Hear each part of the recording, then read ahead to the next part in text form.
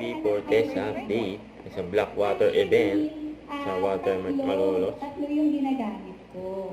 Yung una, yung Blackwater Bloom Lush Peach. Yun yung ginagamit ko pag medyo mga formal events, pag mga media con, ganyan. Kasi yung amoy niya parang floral na parang ang expensive talaga. Parang very garden, gano'n.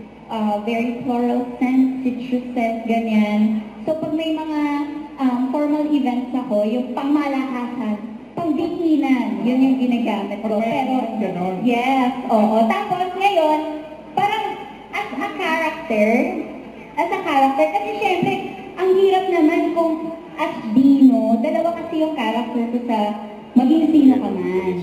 Meron ako na character na lalaki talaga, si Dino. Ang hirap naman kung ang tamis-tamis ng amoy mo, tapos yung itsura mo lalaki, di ba? Oo. So, pagka Dino ako, ang ginagamit ko yung Blackwater Desire. Kasi yun naman, kahit mainitan ako, kahit pawisan ako, amoy baby powder yung amoy. Alam mo yung parang ang fresh na lagi.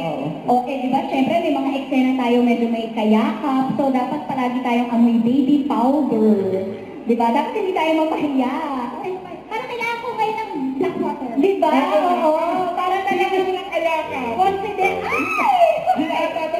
Parang confident tayo makipagyakapan sa mga eksena. Speaking of yakapan, dahil bilang malagay kami dito sa lahat, Huwag kalimutan mag-subscribe, click ang notification bell para lang update na po ang with your reaction vlog. Bye guys, thank you for watching.